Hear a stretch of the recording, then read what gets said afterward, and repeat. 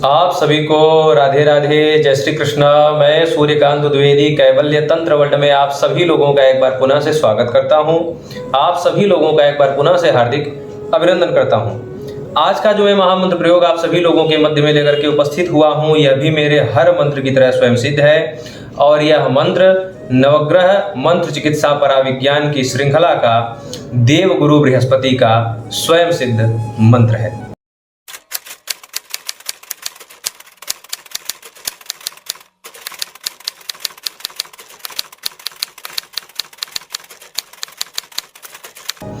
आज जो जानकारी आप लोग प्राप्त करने जा रहे हैं नवग्रह मंत्र चिकित्सा पराविज्ञान की उत्तम श्रृंखला में, यह देव गुरु बृहस्पति का मंत्र है। आप सभी लोग जानते हैं कि नवग्रह मंडल में दो गुरु प्रसिद्ध हैं, एक देव गुरु बृहस्पति और दूसरे दैत्य गुरु शुक्राचार्य। शुक्राचार्य जी की मंत्र जानकारी की व्यवस्था हम अगले वीडियो में देखेंगे। फिलहाल हम लोग देव गुरु बृहस्पति की चर्चा करते हैं। जैसा कि आप लोग पहले के भी वीडियोस में सुनते आए हैं, समझते आए हैं कि नवग्रह जो ये पराविज्ञान का कोर्स आप लोग सीख रहे हैं, यह सभी नवग्रहों की, देखिए सृष्टि में बहुत सारे ग्रह हैं, अनंत ग्रह हैं, उन सभी ग्रहों की गणना कर पाना संभव नहीं है इंसानों के लिए। हमारे बहुत सारे ग्रह हैं। आप लोग जब नवमंडल की तरफ आंख उठा करके देखते हैं तो आप लोगों को बहुत से छोटे छोटे प्रकाशीय जो है गोलक दिखाई देते हैं, वो ग्रह ही हैं। पर हम नवग्रह की ही पूजा करते हैं, नवग्रह को ही मानते हैं।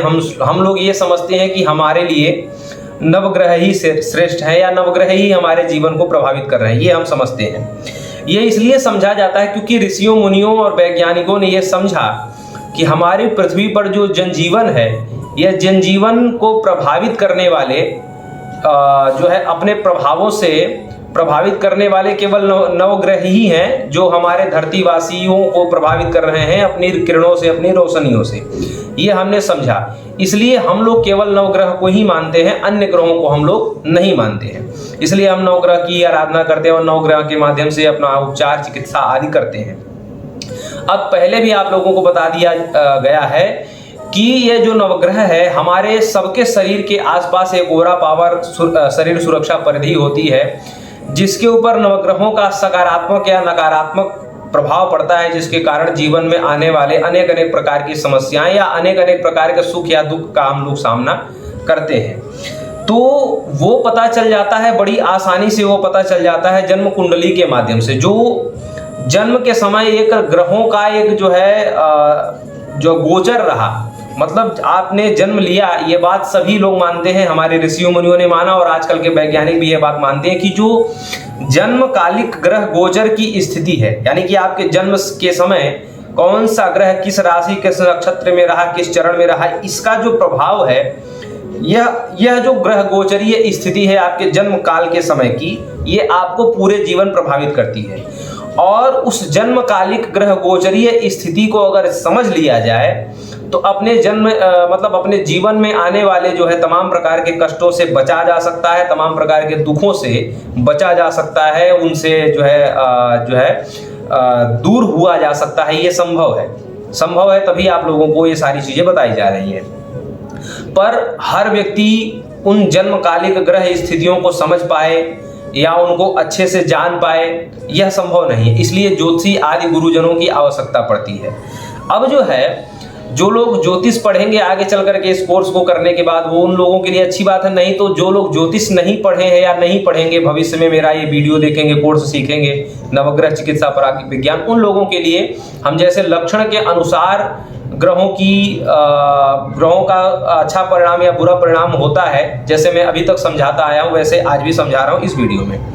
अब देखिए, वैसे तो देवगुरु बृहस्पति के खराब होने के कई दुष्परिणाम होते हैं, क्योंकि ये सबसे उत्तम, सबसे श्रेष्ठ ग्रह माने गए हैं नवग्रहों में। जब आप कभी ज्योतिष वगैरह पढ़ेंगे या ज्योतिष के ग्रंथों का अध्ययन करेंगे तो आपको पता चलेगा कि देवगुरु बृहस्पति अगर एक ग्रह, अकेला एक ग्रह आपकी कुंडली में बढ़िया है, तो जो 8 और ग्रह हैं, राहु केतु शनि बुध, ये सारे 8 ग्रह जो और हैं, वो बुरा होते हुए भी आपका बुरा नहीं कर पाएंगे।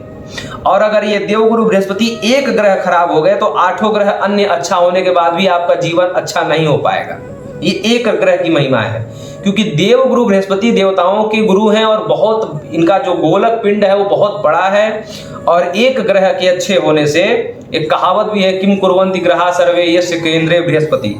जब बृहस्पति, ऐसा केंद्र का तात्पर्य अच्छा से ये समझ लीजिए कि शुभ फलदायक। अगर बृहस्पति आपके जीवन में शुभ फलदायक हैं तो फिर अन्य ग्रहों को जो है अशुभ होने दीजिए, उससे कोई बहुत ज्यादा फर्क नहीं पड़ेगा, क्योंकि ये देवगुरु बृहस्पति अगर अच्छे हो जाएंगे तो बहुत सारी चीजें स्वतः ही अच्छी हो जाती हैं। ये इतने शुभ और इतने शक्तिशाली ग्रह हैं देवगुरु बृहस्पति, इसलिए इनको देवगुरु कहा जाता है।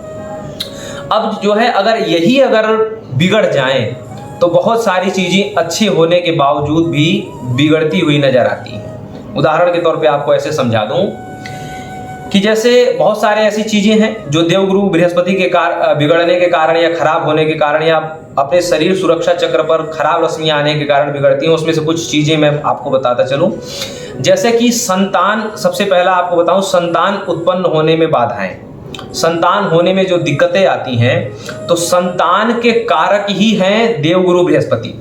ठीक है, दोनों ही संतान, पुत्र और पुत्री दोनों की बात मैं बता रहा हूं। अब इसमें बहुत बार ये देखा जाता है कि पुत्रियां हो जा रही हैं, पुत्र नहीं हो रहा है, तो उसमें भी मतलब सबसे पहले ये है कि अगर कोई स्त्री बंध्या हो रही है, मतलब संतानहीन है, तो उसमें भी देवगुरु बृहस्पति का जो है खराब कहा जा सकता है। ठीक है, खराब प्रभाव या खराब किरणें कही जा सकती हैं। और अगर पुत्रियां हो गई हैं, पुत्र ही नहीं हो रहा है, मतलब पुत्र संतान की प्राप्ति नहीं हो रही, उस समय भी देवगुरु बृहस्पति को ही, उनकी रश्मियों के खराब प्रभाव को ही गणना किया जाएगा। ये सबसे बड़ा प्रभाव है। तो जब कोई आपके पास ऐसा दुखी परिजन आए कि हमारे यहाँ संतान की समस्या है या फिर पुत्र संतान की समस्या है, कि ऐसा है कि मतलब आगे चल करके कुल को रोशन करने वाला, कुल में दीपक जलाने वाला, पितरों का श्राद्ध तर्पण आदि करने वाला कोई नहीं बचा है, उस परिस्थिति में आप लोग देवगुरु बृहस्पति की आराधना अवश्य करेंगे, जिसका मंत्र हम आप लोगों को आगे देने वाले हैं। ठीक है, देवगुरु बृहस्पति की आराधना उस समय परम अनिवार्य हो जाएगी जब संतान से संबंधित प्रश्न या संतान से संबंधित आपके पास जब जिज्ञासा आएगी, तो उस समय आप लोग तुरंत सारे कार्य छोड़ करके आंख बंद करके देवगुरु बृहस्पति की आराधना में लग जाएंगे। कैसे लगेंगे वो आगे बता रहा हूं आपको। ठीक है, दूसरा यह है कि हमने आज तक इतने कुंडलियों के संशोधन में हमने ये देखा है कि दुनिया में आप लोगों को संसाधन जुटाने में कोई भी ग्रह आपका मदद कर देगा। संसाधन उपकरण जुटाने में, सुख के जो संसाधन आप जुटाते हैं, जैसे कि गाड़ी है, बंगला है, मकान है, जो भी चीजें हैं, सुख का संसाधन तो आपको कोई भी ग्रह दे सकता है, लेकिन उस संसाधन से प्राप्त होने वाला जो सुख है वो देवगुरु बृहस्पति ही देते हैं। उदाहरण के तौर पे आपको समझा देता हूं, जैसे कि आपके पास पैसा आया और उस पैसे से आपने जो है गाड़ी खरीद ली, 4 पहिया 4 व्हीलर आपने खरीद लिया, तो वो पैसा देने का ग्रह कोई और हो सकता है, वो गाड़ी खरीदने या खरीदवाने वाला ग्रह कोई और हो सकता है। आपके पास पैसा किसी और ग्रह ने दिया, वो गाड़ी किसी और ग्रह के परिणाम स्वरूप आपको मिला। ठीक है, यहां तक बात ठीक है, लेकिन अब वो गाड़ी आपके पास आ गई और उस गाड़ी से अपेक्षित जो सुख है, यानी कि उसमें बैठ के घूमना, उसमें एसी में चलना, उससे यात्राएं करना, अच्छी अच्छी यात्राएं करना, अच्छी अच्छी जगहों पे जाना, उसको चला करके उसमें बैठ के, अब ये जो अपेक्षित सुख है ये आपको देवगुरु बृहस्पति से ही मिलेगा। अगर देवगुरु बृहस्पति आपके जीवन में अच्छे नहीं है तो सामग्री संसाधन होने के बाद भी अपेक्षित सुख आपको नहीं मिलने वाला है। ठीक है, ये हमने सभी कुंडलियों का हम निचोड़ आपको बता रहे हैं, इतने वर्षों का जो है अनुभव करने के बाद आपको ये बता रहा हूं कि अगर देवगुरु बृहस्पति अच्छे नहीं है तो संसाधन तो आपको कोई भी ग्रह दे सकता है। सूर्य भी आपको संसाधन दे सकते हैं, चंद्रमा भी दे सकते हैं, मंगल भी दे सकते हैं, शुक्र दे सकते हैं, शनि राहु केतु, ये लोग भी संसाधन आपको प्रदान मुहैया करवा सकते हैं, पर उस संसाधन से उत्पन्न होने वाला, उपजने वाला जो सुख है वो देवगुरु बृहस्पति के अच्छे होने से ही मिलेगा। अन्यथा संसाधन आप जुटाते रहेंगे, उसका लाभ आपको नहीं मिलेगा। ये विषय वस्तु होगा। इसलिए जब किसी भी चीज से आपको सुख नहीं मिलता है तो आप समझ लीजिए पुत्र होने के बाद उससे सुख नहीं मिलेगा, शादी होने के बाद पति या पत्नी से सुख नहीं मिलेगा, मतलब संसाधन है, वो विषय वस्तु है, उसकी कमी नहीं है, पर उससे उत्पन्न सुख आपको नहीं मिलेगा। तीसरा ये है कि जब पुत्र या पुत्री हो जाते हैं, उनसे अपेक्षित उनसे प्रेम या उनसे अच्छा व्यवहार नहीं रहता, उस समय भी देवगुरु बृहस्पति की कमजोरी देखी जाती है, क्योंकि संतान के सबसे बड़े जो कारक माने गए हैं वो देवगुरु बृहस्पति ही हैं। इसलिए संतान से संबंधित जो भी समस्याएं हैं, ऐसा भी हो सकता है, ऐसे भी केस में आप लोग देवगुरु बृहस्पति की आराधना कर सकते हैं जब आपके पास ये पता चले कि किसी का पुत्र या किसी की पुत्री किसी बुरी घटना का शिकार होने वाले हैं या हॉस्पिटल में भर्ती हैं या उनके ऊपर कोई बड़ी विपत्ति आसपास मंडरा रही है। उस समय भी आप लोग जो है देवगुरु बृहस्पति की आराधना कर सकते हैं किसी के संतान के रक्षा के लिए। देवगुरु बृहस्पति इतने महत्वपूर्ण ग्रह हैं, ठीक है। सुख के लिए बता दिया गया, संतान के लिए बता दिया गया। अब आती है शिक्षा की बात। जब आपके शिक्षा में, पढ़ाई में, आपके क्लाइंट की शिक्षा में, पढ़ाई में जब अवरोध आता हो, यानी कि बार बार शिक्षा में रुकावट आती हो, शिक्षा बदलनी पड़ती हो, कॉलेज विद्यालय बदलना पड़ता हो, बार बार शिक्षा रुकती हो, उसमें बहुत सारी बाधाएं उत्पन्न होती हो, तो ज्ञान और शिक्षा के कारक जो है देवगुरु बृहस्पति ही हैं। और इनका उस समय आराधना आप करेंगे तो आप शिक्षा आदि में सफलता प्राप्त कर लेंगे। अब आती है बहुत बड़ी तरक्की की बात या बहुत बड़े नाम या प्रसिद्धि की बात आती है। तो देखिए, बहुत सारे ऐसे लोग हैं जिनके पास पैसा नहीं है पर प्रसिद्धि बहुत है, ठीक है। तो पैसा तो आपको कोई भी ग्रह दे सकता है, मैंने आपको बताया कि पैसा आपको कोई भी ग्रह दे देगा, लेकिन प्रसिद्धि देने की जो ताकत है, प्रसिद्धि देने की जो सामर्थ्य है वो देवगुरु बृहस्पति में ही है।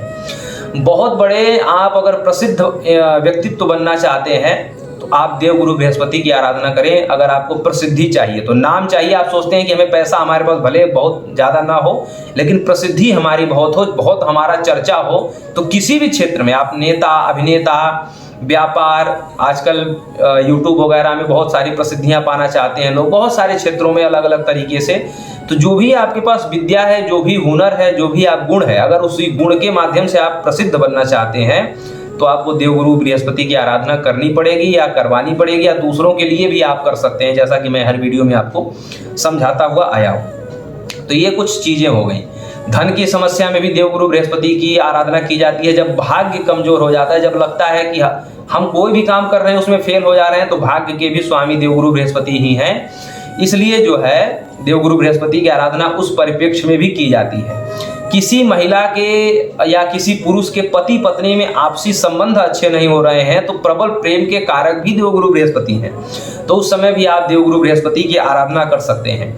भगवान के पूजन पाठ का अगर समुचित फल नहीं मिल रहा है, आपको लगता है कि हम कई वर्षों से लगातार पूजन पाठ बहुत अच्छे तरीके से कर रहे हैं, बड़ी पवित्रता से कर रहे हैं, उस समय भी अगर आपको भगवान की पूजा पाठ का फल नहीं मिलता, ये होता है। पूजन पाठ का फल कभी कभी दूसरे ग्रह या भूत प्रेत भी दे जाते हैं, ये सिद्ध बात है। तो उस समय आप लोग देवगुरु बृहस्पति की आराधना करें तो भगवान प्रसन्न होंगे और भगवान के पूजा पाठ का आपको एक साथ परिणाम मिलेगा, ठीक है। ये सारी चीजें अनुभूत है मेरे लिए, इसलिए मैं आपको ऐसे बता पा रहा हूँ, ठीक है। तो उस समय भगवान के पूजन पाठ का, बहुत लोग नास्तिक हो जाते हैं, घर में परिवार में कुछ लोग नास्तिक हो जाते हैं, तो उस समय भी बृहस्पति की आराधना की जा सकती है। संतान अच्छे होने के लिए, पैसे की आर्थिक स्थिति मजबूत होने के लिए और ज्ञान की वृद्धि करने के लिए, अपने परिवार में आपका पूरा परिवार शिक्षित हो, प्रतिष्ठित हो, ऐसे के लिए कोई महिला, कोई भी इसके लिए जाप कर सकता है, ठीक है। अपने संतान की अच्छी उन्नति के लिए, अपने विद्या की अच्छी उन्नति के लिए, बच्चों की अच्छी उन्नति के लिए आप यह जो है देवगुरु बृहस्पति की आराधना कर सकते हैं। देवगुरु एक ऐसे ग्रह हैं कि हर किसी को इनका जाप करना चाहिए।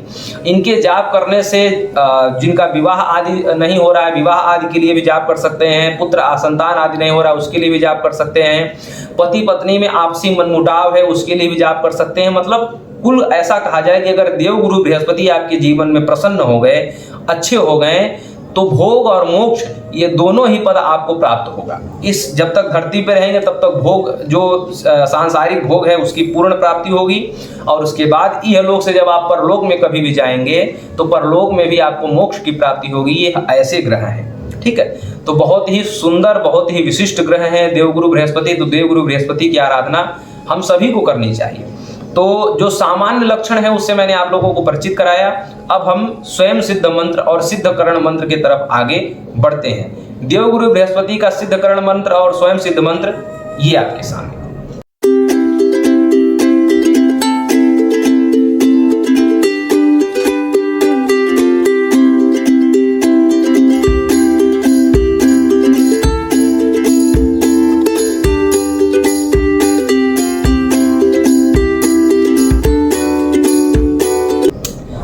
मंत्र आप लोगों ने देखा, तीनों ही मंत्र आप लोगों ने देखा। 2 मंत्र ऊपर से प्रथम और द्वितीय मंत्र जो है सिद्धकरण है, और तीसरा जो मंत्र है स्वयं सिद्ध है, जैसा कि आप लोग पहले की वीडियो से देखते हुए समझते हुए आ रहे हैं। अब जो सिद्धकरण मंत्र है वह कितना आपको जप करके सिद्ध करना है उसकी चर्चा थोड़ी सी हम कर लेते हैं। हालांकि आप लोग जानते हैं, मैं ये भी जानता हूं कि बहुत सारे लोग सिद्ध करने से दूर होंगे, भागेंगे, क्योंकि स्वयं सिद्ध मंत्र मिल जा रहा है आप लोगों को, लेकिन फिर भी आपको कर्तव्य के अनुसार बता दे रहा हूं। देवगुरु बृहस्पति का मंत्र जब आप 19,000 बार सतयुग के क्रम में जब आप जाप करते हैं तो किसी को लाभ मिल जाता है। ऐसे ही कलयुग में चतुर्गुणी है, इसलिए 19,000 का जब चतुर्गुणी करेंगे तो 76,000 हो जाएगा, और 76,000 बार जब जिसके लिए जाप करेंगे तो 72 घंटे के अंदर उसको तक जन्य समस्या से लाभ मिलता हुआ नजर आएगा। अब जो है जब इसको आप सिद्ध करने चलेंगे तो सिद्ध करने के लिए 72 का जब आप चतुर्गुणी करेंगे तो 76,000 को जब 4 बार चतुर्गुणी करेंगे तो उतने 1000 बार जब आप जो है मंत्र का जब जाप करेंगे तो तब जाकर के आपको देवगुरु बृहस्पति के मंत्र ये सिद्ध होंगे, और सिद्ध होने के बाद 76,000 बार जिसके लिए आप जाप कर देंगे वह व्यक्ति जो है बृहस्पति से जन्य समस्याओं से मुक्त होता हुआ नजर आएगा। ये बृहस्पति के मंत्र का प्रभाव है। अब जो है कैसे कैसे जाप करना है वो मैं आप लोगों को बता देता हूं। अब जो है स्वयं सिद्ध मंत्र की चर्चा करेंगे, उसी में आपको सारी जानकारी मिल जाएगी। स्वयं सिद्ध मंत्र जो है 11,000 बार जाप करना है। 11,000 बार जिस व्यक्ति के लिए आप जाप कर देंगे, 11,000 बार जाप दशांश तर्पण, दशांश हवन, दशांश मार्जन आदि जिसके लिए करेंगे, ब्राह्मण भोजन, कन्या भोजन आदि करा देंगे तो 72 घंटे के अंदर तत्जन्य समस्या से, बृहस्पति ग्रह के जन्य समस्या से निवारण मिलता हुआ नजर आने लगेगा। यह सिद्ध प्रमाणित मंत्र है। अब जो है कैसे कैसे इस मंत्र का जाप कैसे कैसे मुहूर्तों में करना है वो मैं आप लोगों को बता देता हूँ। सबसे पहले तो अच्छी बात यह है कि जो लक्षण मैंने आप लोगों को पीछे गिनाए, इन लक्षणों से मिलता जुलता अगर कोई लक्षण आपको समझ में आता है, या फिर आप कुंडली के जानकार हैं, अगर आपको लगता है कि इस व्यक्ति के जीवन में बृहस्पति के बुरे परिणाम मिल रहे हैं या मिल सकते हैं, तो आप लोग जो है बृहस्पतिवार का इंतजार करेंगे। बृहस्पतिवार का इंतजार कर सकते हैं, विशाखा नक्षत्र का इंतजार कर सकते हैं, पूर्वा भाद्रपद नक्षत्र का इंतजार कर सकते हैं, और पुनर्वसु नक्षत्र का इंतजार कर सकते हैं, गुरु पुष्य योग का इंतजार कर सकते हैं, रवि पुष्य योग का इंतजार कर सकते हैं। किसी भी अच्छी तिथि यानी कि होली, दीपावली, दशहरा, नवरात्रि ऐसे सिद्ध पर्वों का भी आप लोग प्रतीक्षा कर सकते हैं। ठीक है, ऐसे सिद्ध मुहूर्तों में, या फिर अगर ये सिद्ध मुहूर्त आपको ना मिले तो आप लोग रवि पुष्य, गुरु पुष्य योग या सिर्फ बृहस्पतिवार के दिन आप क्या करेंगे, बृहस्पतिवार के दिन पीले आसन पर बैठ करके, पीला वस्त्र धारण करके आप लोग यह मंत्र जाप करना आरंभ करेंगे। ऐसे ही सिद्धि का भी क्रम यही है जो मैंने आपको पीछे बताया। जो सिद्ध अगर किसी को मंत्र करना हो तो सिद्धि करने का भी क्रम यही है। इन्हीं दिनों में और इन्हीं नक्षत्रों, इन्हीं मुहूर्तों में आप ये मंत्र सिद्ध करेंगे। अब जो स्वयं सिद्ध मंत्र का प्रयोग है वो भी आपको ऐसे ही करना है। इन नक्षत्रों का या इन तिथियों का आपको इंतजार कर लेना है, या फिर अगर नहीं इंतजार करना है तो किसी भी गुरुवार के दिन से आपको क्या करना है, ये मंत्र आपको जपना है ब्रह्म मुहूर्त में। ठीक है, जैसे हर मंत्रों का एक सुनिश्चित समय है जाप करने का, वैसे ही देवगुरु बृहस्पति का जो सुनिश्चित समय है वो है ब्रह्म मुहूर्त। अब आप लोग कंफ्यूजन में मत पड़िएगा, क्योंकि ब्रह्म मुहूर्त कैसा, यानी कि बृहस्पतिवार को जो सुबह यानी कि बुधवार और बृहस्पतिवार के सम्मेलन का ब्रह्म मुहूर्त, या फिर बृहस्पतिवार और शुक्रवार के सम्मेलन वाला ब्रह्म मुहूर्त। तो हम आपसे कहेंगे कि बृहस्पतिवार और शुक्रवार के सम्मेलन वाला आपको ब्रह्म मुहूर्त में जाप करना है, मतलब जाप शुरू करना है। कैसा, ऐसे समझिए कि आज 5 बजे 6 बजे सूर्योदय हो गया और आज बृहस्पतिवार है, तो आज पूरा दिन भर जाप नहीं करना है, रात भर जाप नहीं करना। आज की रात 4 बजे या 3 बजे आप लोग ब्रह्म मुहूर्त में जाप करना आरंभ करेंगे। हालांकि यह मंत्र आप किसी भी समय जाप करें पूर्ण फल मिलता है, लेकिन जो एक सिद्ध समय है, जो एक नवग्रहों की पद्धति है, वो मैं आप लोगों को बता रहा हूँ। फिर बृहस्पति देव का मंत्र जो है ब्रह्म मुहूर्त में जाप किया जाता है, और ब्रह्म मुहूर्त बृहस्पति वाला लेना है, बुध वाला नहीं लेना है। ठीक है, क्योंकि ज्योतिष शास्त्र में बताया गया है कि सूर्योदय से लेकर के अगले सूर्योदय तक वही दिन रहता है, इसलिए जो बृहस्पतिवार का ब्रह्म मुहूर्त बनेगा वो अगले दिन शुक्रवार वाला जो ब्रह्म मुहूर्त होगा वो बृहस्पतिवार का ब्रह्म मुहूर्त होगा। बुधवार वाला बृहस्पति ब्रह्म मुहूर्त नहीं माना जाएगा। ठीक है, तो आज शुरुआत में सूर्योदय के समय बृहस्पतिवार दिन लगा, आज पूरा दिन आपने इंतजार किया, पूरा रात्रि इंतजार किया। रात्रि को जो 3 बजे 4 बजे जो समय होगा वो आप ब्रह्म मुहूर्त में वो जाप माना जाएगा। ब्रह्म मुहूर्त में 3 बजे आप जो है रात्रि को 2 बजे स्नान आदि करके 3 बजे बैठ जाएं, 3 बजे से 5 बजे तक मंत्र जपें और ऐसे करके 5 दिन या 7 दिन तक ऐसे लगातार अनुष्ठान करें। अनुष्ठान 11,000 अनुष्ठान करना है। दशांश हवन, दशांश तर्पण, दशांश माजन, ब्राह्मण भोजन, कन्या भोजन आदि करा करके यह अनुष्ठान सिद्ध पूर्ण माना जाएगा। और उसके बाद आप देखेंगे कि जिस व्यक्ति के लिए आपने अनुष्ठान किया है, अगर सामान्य कार्य होगा तो इन 7 दिनों के अंदर ही वह कार्य पूर्ण हो जाएगा। ये इतना प्रभावशाली मंत्र है और इतना विशिष्ट मंत्र है। और हम आपसे कहेंगे कि सामान्य में अगर आपको अपने जीवन के बारे में पता है या नहीं है, अपनी कुंडली के बारे में पता है या नहीं है, लेकिन अगर आपको देवगुरु बृहस्पति का मंत्र आज पता चल जा रहा है तो हर किसी को यह मंत्र जपना चाहिए। क्योंकि हम आपसे कह रहे हैं, अगर देवगुरु बृहस्पति प्रसन्न है आपकी जीवन में तो समझ लीजिए फिर अन्य ग्रहों की दरकार नहीं रहेगी। यह एक ही ग्रह है आपको राजा बनाने में, प्रसिद्ध बनाने में और तमाम प्रकार के कष्टों से आपको मुक्ति दिलाने में। इहलोक और परलोक दोनों ही लोकों में आपको उन्नति और सिद्धि प्रसिद्धि दिलाने वाली यह देवगुरु बृहस्पति है। इसलिए इनकी आराधना हर किसी को करनी चाहिए। ठीक है, तो ये तो हो गया मंत्रात्मक चर्चा। इस प्रकार से आप मंत्र की आराधना कर सकते हैं। वैसे सामान्य आप किसी भी समय कर सकते हैं, सुबह कर सकते हैं, शाम को कर सकते हैं, लेकिन जो सिद्ध समय बताया गया तंत्र में और हर जगह बताया गया वो मैं आपको बता दिया मैंने आपको। अब जो है देवगुरु बृहस्पति का स्वयं सिद्ध यंत्र ये आपके सामने।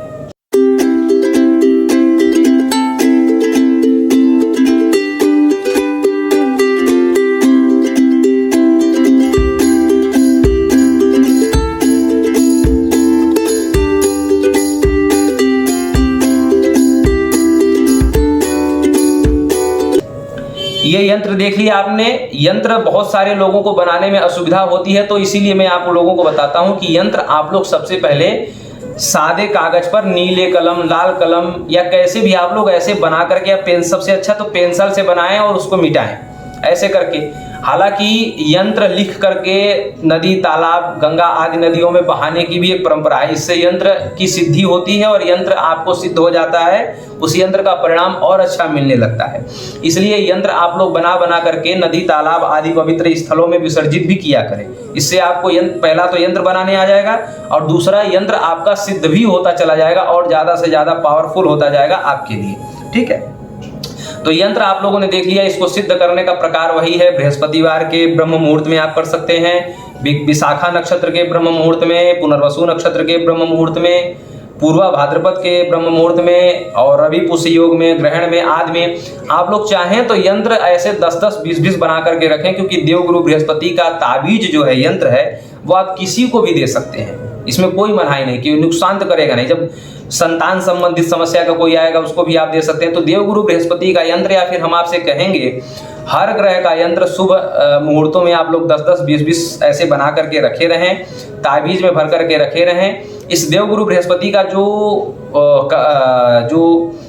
यंत्र है भोजपत्र पर आपको बनाना है, अनार की कलम से, अष्टगंध की स्याही से, और इसको आप भरेंगे पीतल की डिबिया में, या फिर आप भरेंगे चांदी की डिबिया में, या फिर अष्ट धातु की डिबिया में आप भरेंगे। तांबे की डिबिया में आप नहीं भरेंगे। ठीक है, तांबे या लोहे की डिबिया में आप नहीं भरेंगे। पीतल, अष्ट धातु या फिर चांदी की डिबिया में आपको यह भरना है। और उसके बाद लाल धागे में पिरो करके आप यह यंत्र धारण कर सकते हैं या दूसरों को दे सकते हैं। ठीक है, और एक चीज और आपको बता दूं कि जब आप यंत्र बहुत सारे मात्रा में बनाएंगे तो उसको ऐसी जगह रखेंगे जहां कम से कम आप धूप और दीपक दिखा सके दिखते। क्योंकि जब यंत्र आप सिद्ध कर लेते हैं, बना करके, निर्माण करके, पूजन करके रखते हैं, तो फिर वो यंत्र सिद्ध हो जाते हैं। उसमें शक्तियों का आवाहन हो जाता है, शक्तियों का उसमें आवास हो जाता है। अतः वो नित्य सुबह शाम आपको धूप दीप दिखाना अनिवार्य हो जाता है। इसलिए यंत्र जब 10-20 पीस बना करके रखें तो जरूरी तो नहीं है कि रोज जिस दिन आपने बनाए उसी दिन सभी यंत्र आप किसी को दे दें। तो जब बना करके आप रखे रहेंगे तो उनका पूजन धूप दीप दिखाना अनिवार्य हो जाता है। तो इस प्रकार से आप जो है देवगुरु बृहस्पति के तमाम सात्विक फल आप जो है ग्रहण कर सकते हैं। बहुत बड़ी से बड़ी जब पदवी प्रतिष्ठा पाना होता है तो देवगुरु बृहस्पति की आराधना उस समय अनिवार्य हो जाती है। मैं आशा करता हूं कि देवगुरु बृहस्पति का यह वीडियो आप सभी लोगों को बहुत अच्छा लगा होगा, बहुत ही ज्ञानप्रद लगा होगा, और इस ज्ञान से आप सभी लोगों को या आपसे जुड़े हुए तमाम लोगों को बहुत ही लाभ होने वाला है। फिर हम जुड़ेंगे आगे दैत्य गुरु शुक्राचार्य जी की मंत्र श्रृंखला में। नवग्रह पराविज्ञान से जुड़ करके आप लोग क्या लाभ ले रहे हैं कमेंट करके जरूर बताइएगा। फिर मिलते हैं अगले वीडियो में, तब तक के लिए राधे राधे, जय श्री कृष्ण।